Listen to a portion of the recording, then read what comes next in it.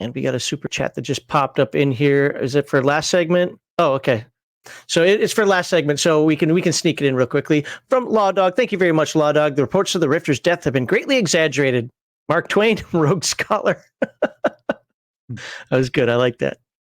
Riff's reference for people who don't know. All right. Starting segment 2 now, talking about Kickstarter and crowdfunding. We're going to start it off with Victor. He gets the first question this time. Okay. Yeah. Victor, sir, how did you prepare for your crowdfunding campaign to ensure its success? Well, you're never sure of success, especially when you're first starting out. You never know how it's going to go.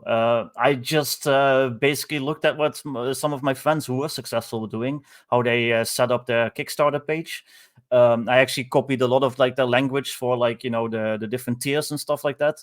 Like my friend Bob from Pulp Humming Press, who has really successful Kickstarters. And like I said, basically just try to copy their style, have like clear, concise information on what you're offering, have like some cool art to show. And then it was just a matter of waiting and seeing. And yeah, so far it's been, the 2 times I've done it has been successful just doing that. And then, like I kind of touched on before, I just tried to do like advertising and stuff, but that was kind of hit or miss because, you know, like I said, Facebook is kind of terrible, Facebook ads. And yeah, just go on a lot of streams and just pitch your stuff, you know, let people know what you're doing and just be a cool dude that people want to buy, you know, your game from. So how do you set realistic goals and stretch goals for your crowdfunding campaign? Just know what you're capable of.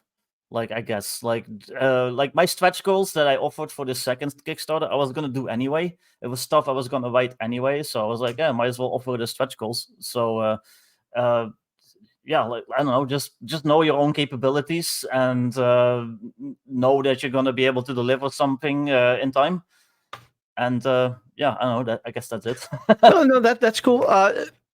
I mean, just one of the things that I've heard quite a bit is that a lot of people have kind of overpromised on those stretch goals, and they've lost more money on the stretch goals than anything else. Like, man, if I hadn't had these stretch goals, I'd have done fine. But I've also heard that without stretch goals, people get a little leery about wanting to even back as a whole. So I hear it's this little game you kind of have to play.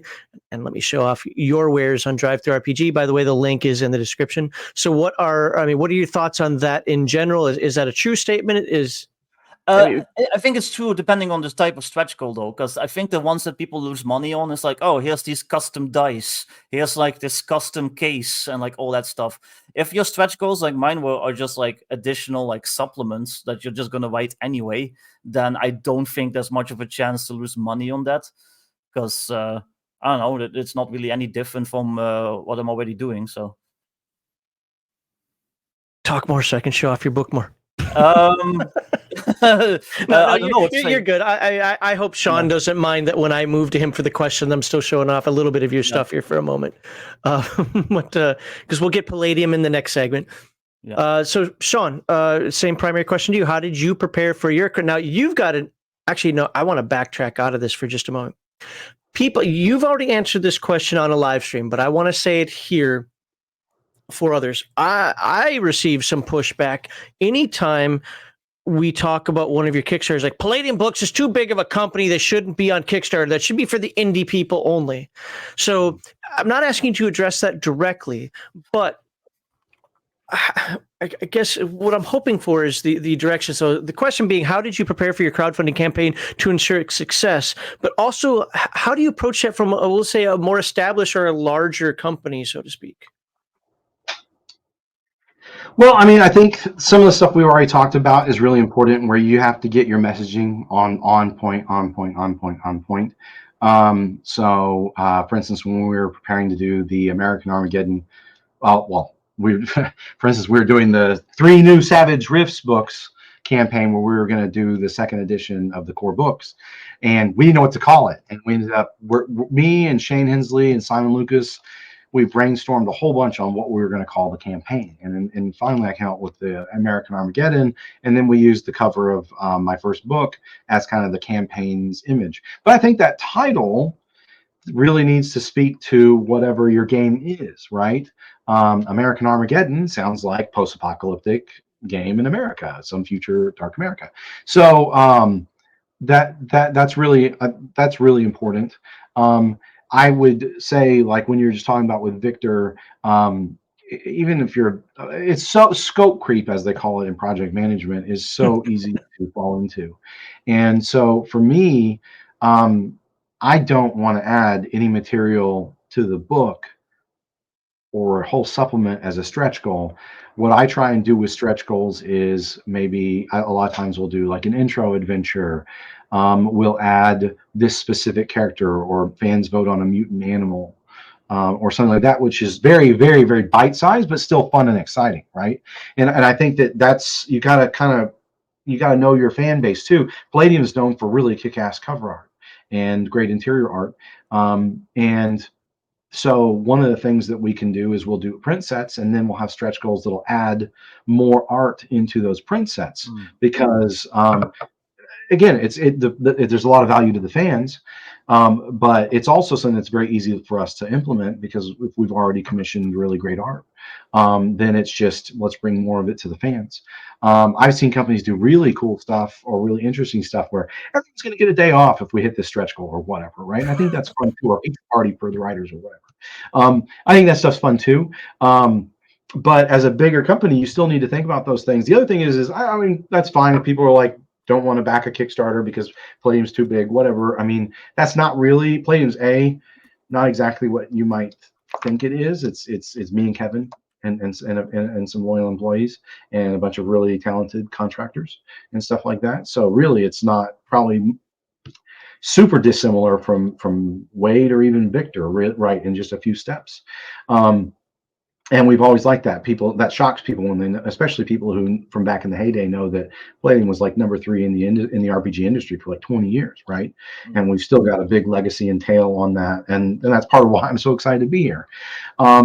But Kickstarters let us do really cool stuff that we wouldn't be able to do without really accurate print numbers and really accurate information. So we get to do foil covers. We wouldn't really be able to do it the same way. It's actually a really important promotional tool, we found out. Titan Robotics, we did really well on the crowdfunding, and then the book sold better than and Kevin and we know what's going on, and you'd be shocked, especially Kevin, how he can predict stuff really well, and I'm getting pretty good too. Titan Robotics, we thought it would be like, oh, did we just use up 1,000 of our fans on the crowdfunding, and then that's going to mean that we sell less when the book comes out at full release? Absolutely not. It was quite the opposite. It was supercharged. We've had to reprint. There was a collection book we did with it. We remastered the 3 books leading up to Titan Robotics in the Cyberworks collection, and we've had to reprint that twice. So, and that was just a secondary book that we thought was a fun, great offering to put in there, but we've been shocked at how popular that has also been. So those are just some unique considerations, but it lets us do cool stuff, and that means we're doing more stuff, like with the Turtles, we're doing miniatures and dice and Game Master Screen and all types of stuff. And so the Kickstarters really let us do this. There wouldn't have been all these variant covers. There wouldn't have been one of them painted by Kevin Eastman, one by Sophie Campbell. There wouldn't have been the black, white, and red editions, I don't think, which are fully black, white, and red throughout the books, even though it's the same books, but it has different cover, different interior art. So there's a lot of stuff like that you can do. And the other thing is like, I've heard people say, like, why do you offer a hardcover of this, or why are you doing this variant or whatever? And it's like, well, because and they'll say, well, I don't want it. Well, other people do, and who am I to tell those people, no, we're not going to do a cool dice set or Game Master Screen or poker card deck? There's people that love that stuff. That's why there's different levels of, like, then don't get the level that has it. Yeah. And that doesn't bother me. It's not like you have to come in and do with Ninja Turtles. We have an $888 pledge level. It's insane. I know somebody who got that one.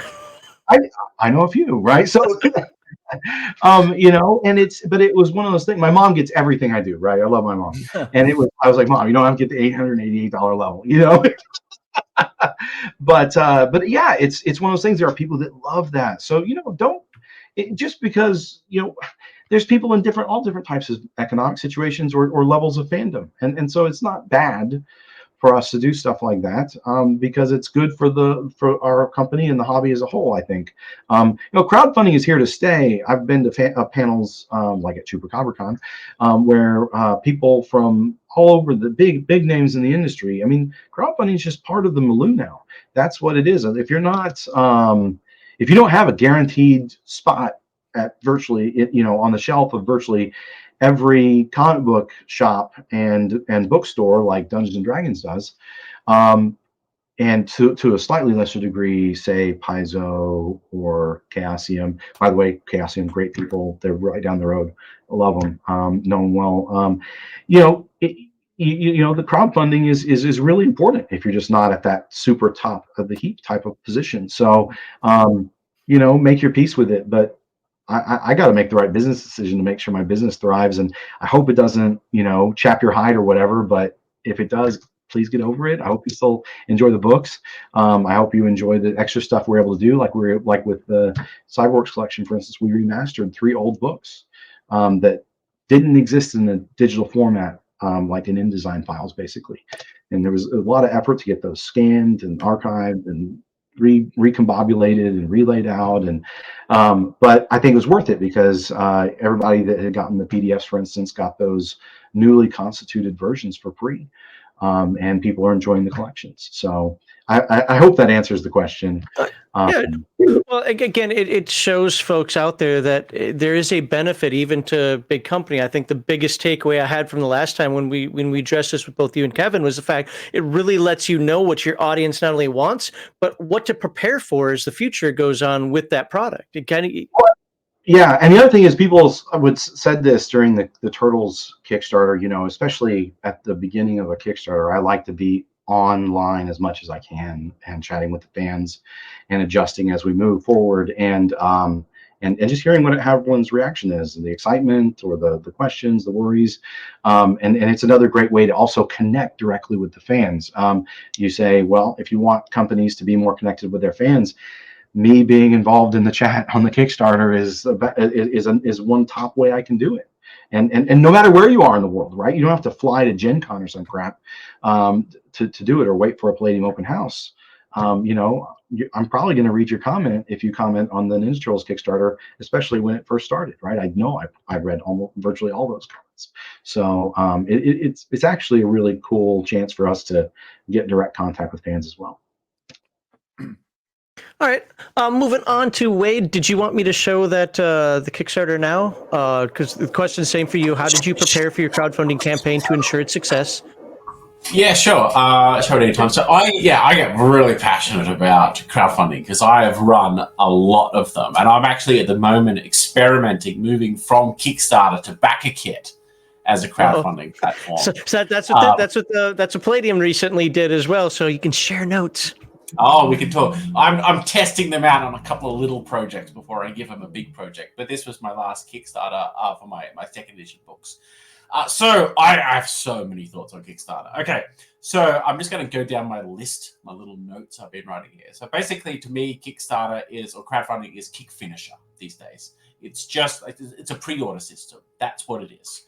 But it's really important because it sort of allows me to know how much of an interest there are in my products, like so I know how much to order from the printers, and stuff like that. But how do I prepare for it? So a big thing is my pre-marketing. So pre-marketing is building up my mailing list.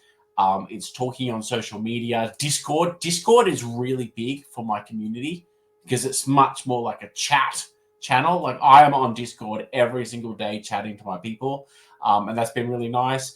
Drive-Through RPG also offers a really nice service where they will email out to all of your customers as long as you're doing fulfillment through them. So I do all my PDFs through Drive-Through RPG, and so that's excellent. And you pretty much want to aim for that day one as many people as possible to back your project. And so think of Kickstarter, your crowdfunding, as it's your call to action is the marketing term for it. So you got all this preamble where you're educating people, warming people up to what, and then the button, which is like buy now, you might call it, is that's called a like it's a call to action. And so that's your call to action, yeah. So, and crowdfunding will pretty much often go as many people at the start of your crowdfunding as the amount of people you're going to get at the end. Okay, it's normally that's how the graph works. And the reason is you've got different types of people. So early adopters are the people who are most likely to back a crowdfunding project, especially at the start. They're the people who like getting the new tech as soon as it comes out, before it's all polished. It's a little expensive, but they like the new, you know? And then you got people who are going to like, well, I'm going to wait until other people have used it to sort of proof, you know, to sort of give me some social validation that this is a good choice. And they are the people that are most likely to back you at the end of the crowdfunding project or after the crowdfunding project. So be aware that your crowdfunding is targeting early adopters as a particular type of person fits that mental framework. The other thing about your crowdfunding project is you need to think about your crowdfunding as an opportunity to show people that you can make a thing. If you can run a good crowdfunding project that communicates clearly, that is interesting to engage with, that is well priced and informs people in a succinct and engaging fashion, you're basically, if you can't do that, why the hell should people trust you to actually produce a book? Which is going to be so much more complicated. Okay, so you as a creator should actually view this as a chance to prove yourself. Okay, no one owes you anything. You've got to go and win people over. And I think the crowdfunding is an excellent chance for that. You know, it's to show people that you can think about all this stuff. Now, we're also going to, the last thing I want to talk about is stretch goals. So I have a different approach to stretch goals to most people. In that I don't really do stretch goals. I do a, what do we call the trust me bro approach to stretch goals. And I even got this on my page. I think it's like scrolled down near the bottom somewhere. You can talk about it. It's basically, I've done this a lot. I've proven myself, you know, just trust me. Okay. I don't like stretch goals because they can lead to some problems. One is they can lead to bloat, you know. The other thing is that they can just be economically damaging. They can sort of overpromise, underdeliver. You could also get annoying situations where creators are artificially actually removing stuff from a product just so they can add it back in. Mm-hmm. You know, they were always going to put it in, but we need some stretch goals, so let's cut this 20 bits of things and then we'll drip feed it back. You know, or the creator that does an artificial low crowdfunding goal, you know, just so they can get funded early because they're faking it. You know, and we saw that so many times, especially in the computer game thing. We are like 300% funded, and then they cancel the project halfway through because they're like, "Oh, we didn't raise enough money." Like, it's because they were lying to you, you know. And I dislike all that. I think creators should be upfront. Put a goal that's actually real. You know, it can be a little tight. You know, you can really want double that or an extra bit on top of it. You know, to feel comfortable. And I think stretch goals should also be real, you know. So what I did with mine is, sorry, there's another little part. Stretch goals do also have another useful part apart from just sort of as a way of luring people in by saying, "Oh, you get more," you know. Here it is here. The thing that stretch goals, though, can be useful for is to sort of people are giving you extra money. It can be encouraging to people to know how you're going to put that extra money to use, you know, to involve them in the process.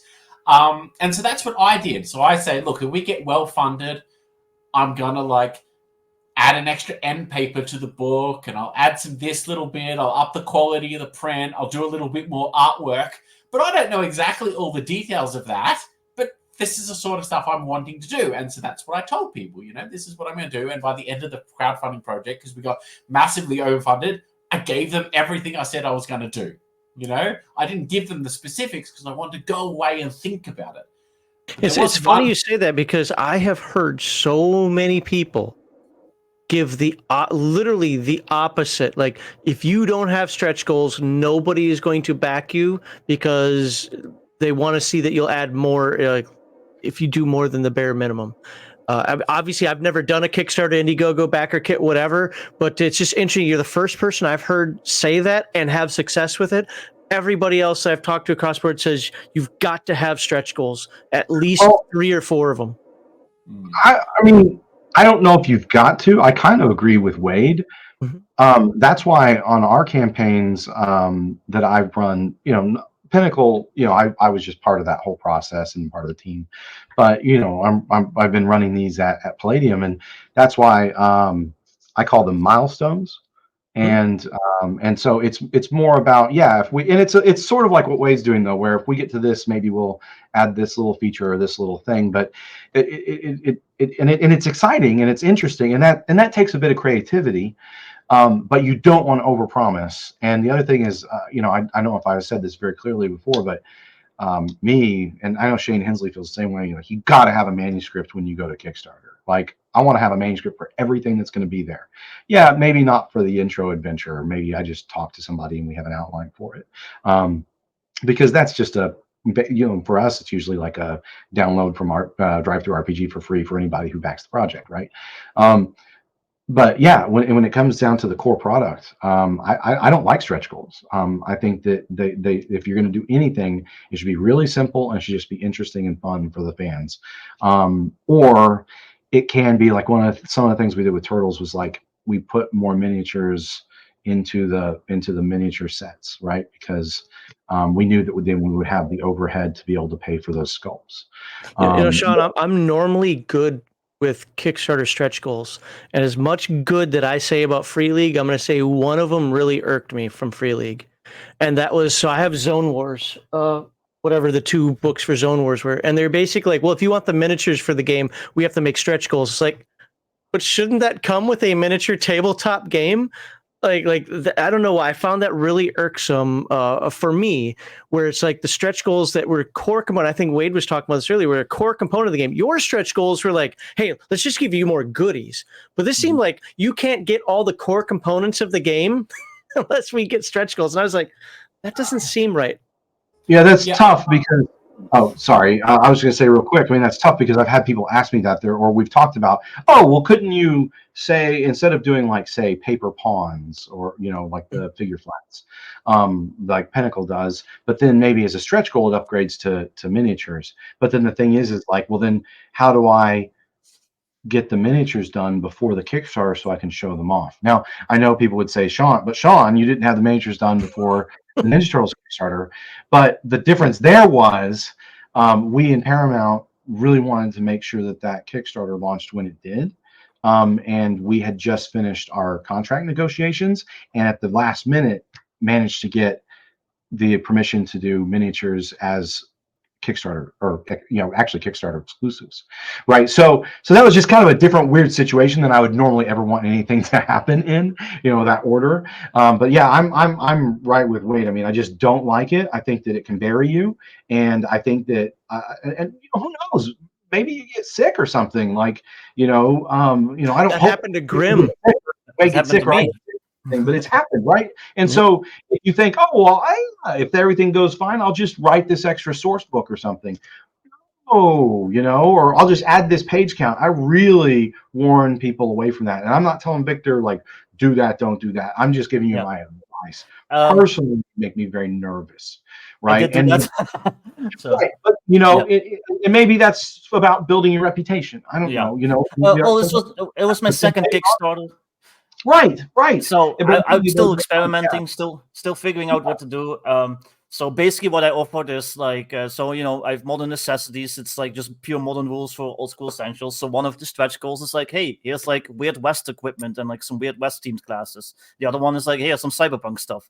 And then the third one was like an adventure, like basically modern version of, or post. So that doesn't feel like it that is stuff that should have been in there from the get go. That feels like more expansive stuff that other genres. So I can get with that. Yeah. And just a few pages, like 2-4 pages of material, a couple of spreads, right? And that sounds a lot more approachable, because there are people that, I mean, just for context, there are people that promise, all types of stuff, and then they never fulfill it. Or now the book is heavier, your shipping's all messed up, your printing costs are all wrecked, and you didn't realize you got yourself into that position because you were trying to promise to keep up with the Joneses, basically. I probably won't do stretch goals next time because I do regret them a little. Because you mentioned getting sick, I actually did get sick this year. I got the China stuff, and well, you can say it here. I don't ban that word. Well, yeah, but YouTube might. Screw YouTube. But I'm still kind of dealing with some of the after effects of that, and so I haven't really had like the creativity and like the energy that I've wanted the last few months. And I don't know, I just feel bad because I haven't been able to do as much as I wanted. Oh, you've got that long COVID? Yeah, basically, like a little bit of it anyway. It's not as bad as some people, but it's definitely affected my creativity because people know me, like people that know me, like I some of my previous products I've like literally whipped out in weeks. So I like if I set my mind to something and I get really autistic about it, I can like finish something really quickly. But I'm kind of struggling just right now, so I do kind of regret promising those stretch goals. But I still have like 6 months or whatever to get them done, so that's fine. But so I probably won't do them next time. That's pretty much what I want to say. Wait, I think you wanted to say more stuff. Oh man, I have so many thoughts, but I'm trying to keep it short. So I think stretch goals are an interesting one because they were born of the early days of Kickstarter because people gained a lot of support from them. They worked, okay? Because what they fundamentally were attempting to do was to maximize hype and maintain that hype and interest in a project throughout the duration of the campaign. That's their goal, okay? And I think that was really successful starting off and sort of just become a part of the culture of what everybody does. Okay, so now that I think crowdfunding has changed, it has matured, it's different, I think we're realizing now the dangers and the opportunities of stretch goals. And I think that giving people need to be more accurate in how to apply them and what projects they apply to and in what way. They're not just for everybody all the time. So I still want, so I'm figuring out a system that works for me. So my method of doing stretch goals, I think probably would work for other people in a similar situation to me. But I can't say that's going to apply to everything. Like, for example, Max Mini, who are a board game company, make miniatures. They do stretch goals out the wazoo. They're all planned. Everyone knows they're coming. It's all pre-costed, pre-designed, pre-created beforehand. But that works for that audience because that's kind of what their audience likes, okay? But I don't think that that's necessarily required for RPGs. I think RPGers are a little bit, like, we understand the creative cost of problem-solving stuff. We understand that our industry is a cottage industry. And so I think that our supporters have the potential to be more understanding of the creative process, the business process of doing this. And I think there's room there for that to grow. I'm going to keep going on my trust me bro approach to stretch goals, but I'm not going to hold it against anybody who does something different to me. And I'll be keeping an eye on what other people do because I think it's going to change. Would you say that it's a little more just person or company by company basis? Like if you've got some good things that could be stretch goals, there's no reason not to offer them, but don't feel compelled to do them? Mm-hmm. Yeah, I think RPG creators should just be a lot more honest and upfront about how they do stuff. Show people behind the curtain. You know, every player likes to understand how their game is game mastered. You know, we like to, and every game master is a little micro designer. You know, I often think of myself as a publisher. I'm just a game master that went nuts. You know, and I think our particular industry, and I think our industry is different to other industries. We're all connected, like the player to the creator to the artist to the writers. We're actually really close to each other. If you go for like in the film industry or the computer game industry or even the maybe not the board game industry, they get pretty close and cozy too. You know, there is a lot of curtains in some other industries, but I think in our particular industry, we love peeking behind the curtains. Like this is why this live stream, like that's all this is. This is a giant lift the curtain back, come have a chat, see how the sausage is made, and people like it. And I think that there's some room there for that. But I'm not trying to start some anti-stretch goal movement. I'm not trying to do anything like that. I'm just saying what works for me. I'm just trying to warn people that are trying to get into this, right? Yeah. And don't fall into these traps and don't feel like you have to do this. Yeah.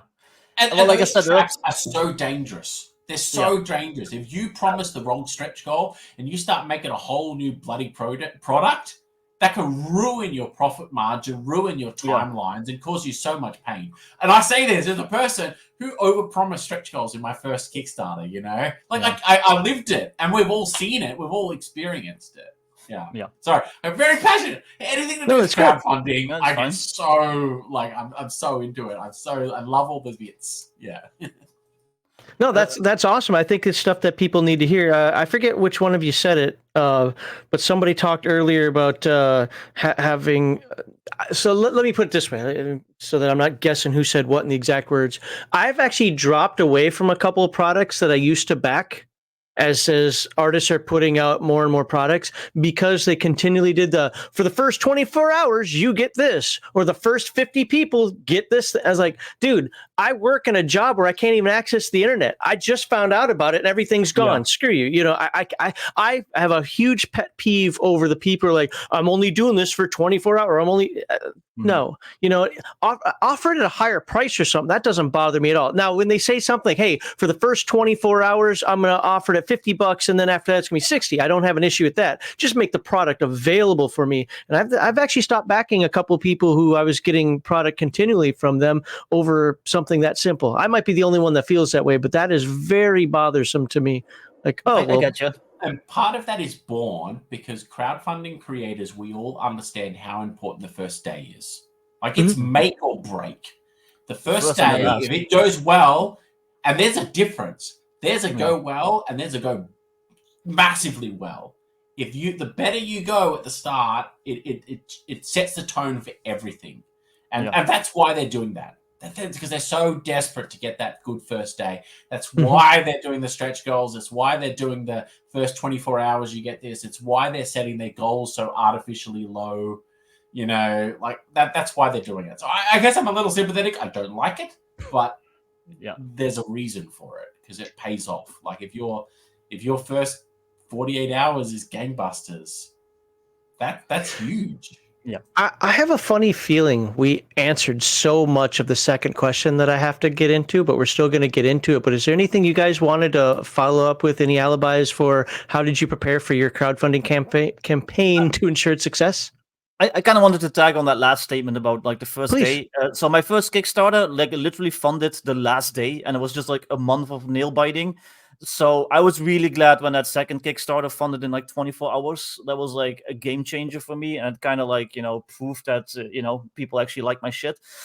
And so yeah, like definitely that first day and also that first 2 days they are very, very important. So I can definitely see why people do that, kind of like an extra little bit of marketing. It's like, hey, the first 50 get like an extra cool map or whatever. So okay. All right, I'm gonna actually hold on. Yep, I'm gonna read some chat here, and then Law Dog for $5. Thank you very much. Oh no, we already did that one. Where's the other one? There you go. For $4.99, Max doesn't negotiate with terrorists. That's right, sir. Shoot him. All right, thank you, Law Dog, very much. Chrissy Beardo says, I always loved your gun porn, Victor. Great stuff. Thank you. I am trying to occasionally I'm trying to put up some compliments for you guys so people know that, hey, you know what? People appreciate the products. Thanks for Titan Robotics, Sean. My pleasure. I'll take any compliment I can get, because I was looking at the Frags Kickstarter and it looks so amazing, and it just makes me feel like my stuff is like amateurish. Let's be clear. I agree with what Francois De Roche, you just posted. I'll put that up in just a second here. Again, Victor, there's actually a reason why when the list came in of people who wanted to do this, I wanted you three. Wade was introduced to me by Brian Gaming with ADHD, and I thought he fit a perfect niche because we have the larger publisher over here who does larger publishing things, and writes its own content, right? So Palladium does Palladium stuff. You don't write your own. You don't write for your own IP.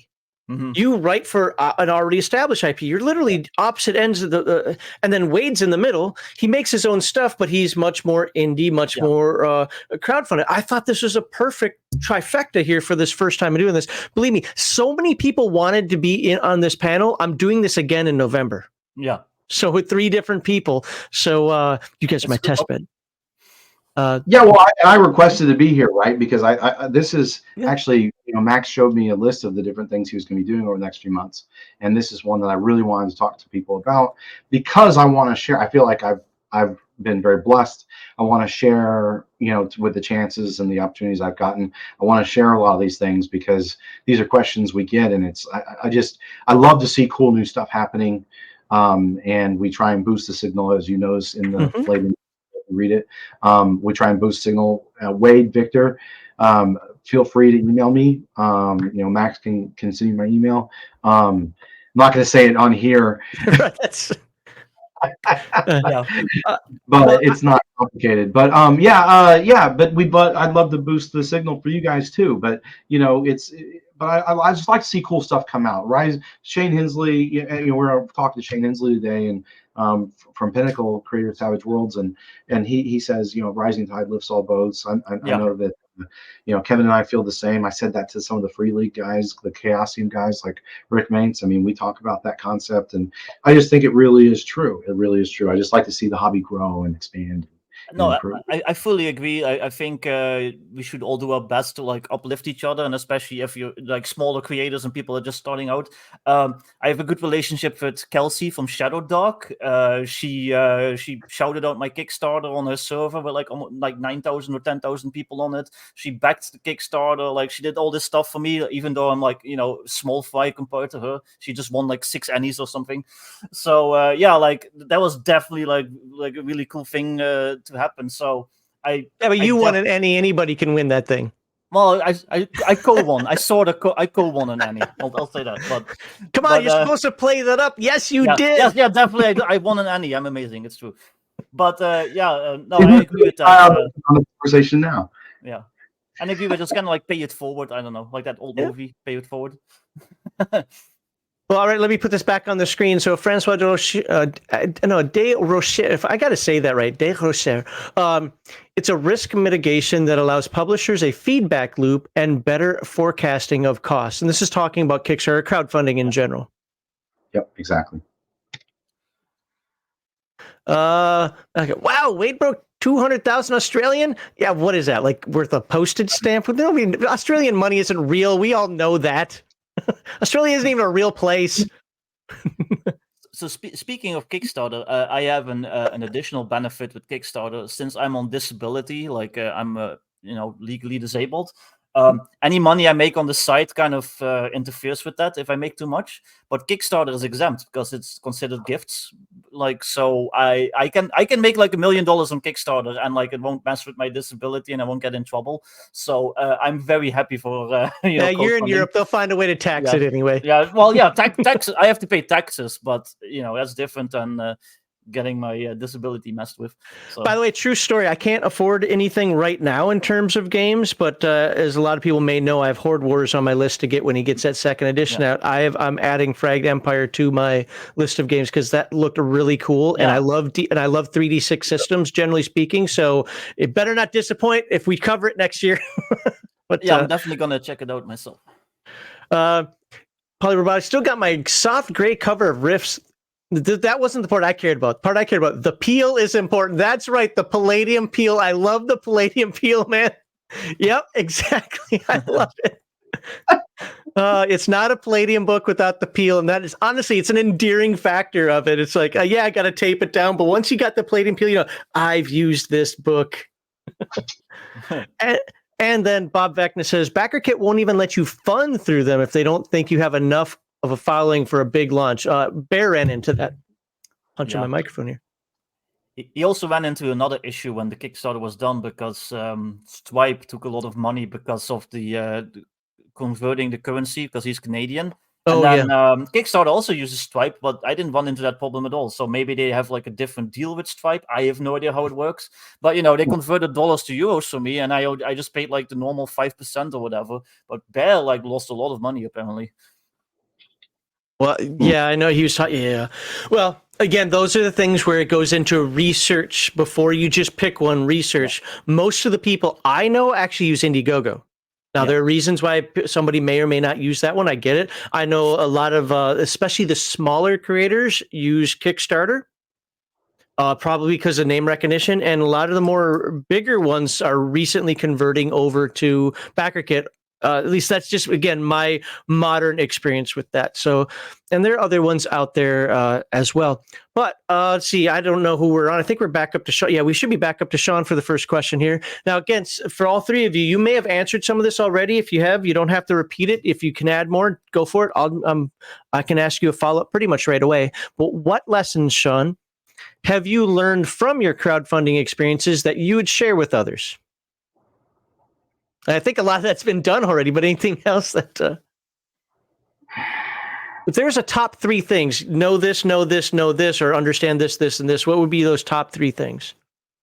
Yeah, I mean, your top three things, I mean, the big pitfalls, I think we've already really hit on most of those. But yeah, go in prepared.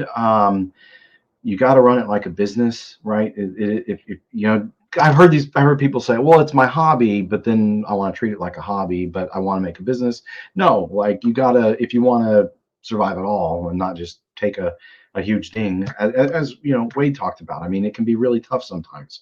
Mm-hmm. You got to treat it like a business. And yeah, I mean, I would say just, you know, as much as you can help other people out or boost the signal, positive word of mouth is everything. If you like a product or a book, you know, share it with people. I mean, I think it's great to see people just, hey, right there, people talking about how Fragged Empire is so awesome, right? We're seeing this stuff on the stream. It's awesome. I haven't heard of it, but it looks great. You know, I love post-apocalyptic stuff, right?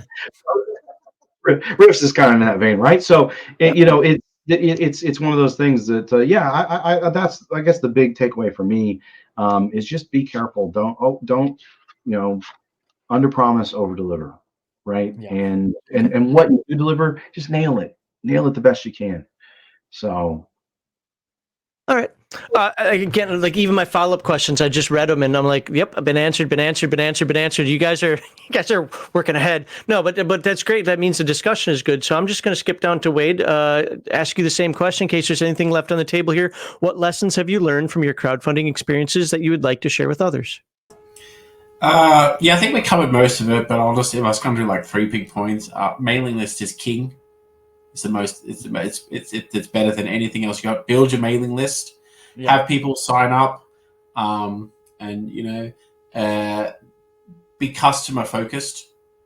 You know, just think about how can you create the best experience for your customers. Take on that responsibility. The people entrusting you with their money. You know, and 3, I think, as Sean said, quality. Aim for quality.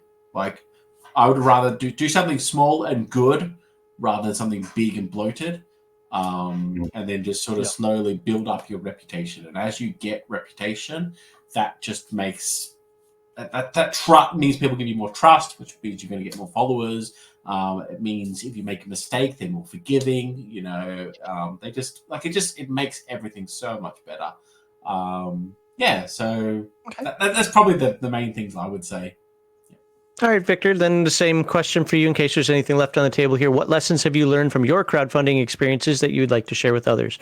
And if you can't think of it, just top 3 if you want. I'm not sure about 3 because I pretty much agree with everything they said. I do agree with the mailing list, and actually BackerKit is really good for that because I think you pay like $99 per campaign, and it basically lets you add all your previous campaigns. Like you get all the people that backed, and you can just like email them via BackerKit. So that's really great. Other than that, Kickstarters are very stressful, so just be ready for that. Like it's 30 days of just nail biting, especially like my first, like I only funded like literally the last day, so it was like the most stress I've probably ever had in my life for 30 days. And then even that second one, even though I funded the first day, it was still very stressful for just like 30 days. There actually are people these days that they go for like the 1 week or the 2 week Kickstarters instead of like 30 days just because they can't handle that stress. So yeah, just be ready for that. Just if you don't like stress, then yeah, maybe don't do Kickstarters. It might sound like splitting hairs, but we only did 4 weeks for Turtles. Well, that's a month though.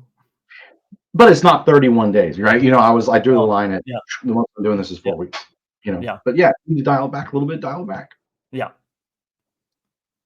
Okay, so the next segment is going to be continuing to market your game. By the way, I thought I had it in the third segment. It's not. We're going to have to wait till the fourth segment. I have a very special personal question for all three of you. But it'll be in segment 4 if everybody's still awake at that point. But we'll be talking about continuing to market your game in the next segment. Let's see what chat did I have up here. Actually, that's right, because we just kind of merged these two together. It's already been read. So thank you very much. I will put up the subscribe banner here. Boom.